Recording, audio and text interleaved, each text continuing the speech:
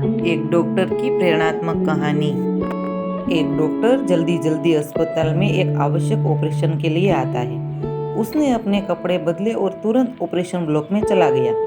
उसने देखा कि लड़के के पिता हॉल में चक्कर लगा रहे हैं। डॉक्टर को देखते ही लड़के के पिता भड़क हो उठे और डॉक्टर से बोले कि आपको आने में इतनी देर क्यों लगी? क्या आप जानते नहीं है कि मेरे बेटे की जान खतरे में है? आपको आपकी जिम्मेदारी का एहसास है या नहीं? डॉक्टर ने मुस्कुराया और बोला कि माफ कीजिएगा, मैं अस्पताल में ही नहीं था, इसलिए मैं जितना जल्दी हो सकता था उतना जल्दी आया हूँ। अब मैं चाहूँगा कि आप शांत हो जाइए ताकि मैं अपना काम शुरू कर सकूँ। लड़के के पिता कहते हैं कि मैं शांत हो जाऊँ। अगर ये तुम्हारा खुद का बेटा होता तो क्या तुम शांत हो जाते?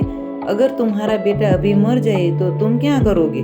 लड़के के पिता ने चिल्लाकर पूछा। डॉक्टर फिर मुस्कुराए और बोले, आप जाइए और अपने बेटे के लिए प्रार्थना कीजिए। भगवान की कृपा से हम अपनी तरफ से सबसे अच्छा करने की कोशिश करेंगे। उसके बाद लड़के का पिता बड़बड़ाया और बोले कि बहुत आसान होता है सलाह देना जब खुद का कोई लेना देना ही नहीं होता है। कुछ घंटों के ऑपरेशन के बाद डॉक्टर खुश हुआ और ऑपरेशन थिएटर से बाहर निकला और बोले कि शुक्र है आपका बेटा बच गया। और बिना पिता के कुछ कहने का इंतजार किए ही डॉक्टर वहां से बाहर चले गए। अगर आपको कुछ सवाल पूछने हैं तो नर्स से पूछ लीजिएगा। नर्स को वहां आते ही देखकर पिता ने नर्स से पूछा कि ये इतना घमंडी क्यों है कि ये कुछ देर के लिए रुक नहीं सकता था, क्योंकि मैं उनसे अपने बेटे का हाल जान सकूं। नर्स ने उनको बताया कि कल इनके बेटे का एक रोड अकस्मात में निधन हो गया और वो उसे दफनाने गए हुए थे।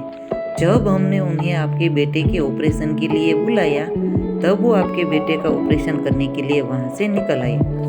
दोस्तों, इस कहानी से हमें यह सीखने को मिलता है कि हर परिस्थिति में शांत रहे ताकि आप अपने लिए बेहतर निर्णय ले सके, चाहे वो जिंदगी में हो या आपके व्यवसाय में हो। अगर मेरी ये कहानी आपको अच्छी लगी हो तो प्लीज़ मेरे चैनल को सब्सक्राइब कीजिए, लाइक कीजिए और ज़्यादा से ज़्यादा शेयर कीजिए। फिर मिलते हैं एक नई कहानी के साथ।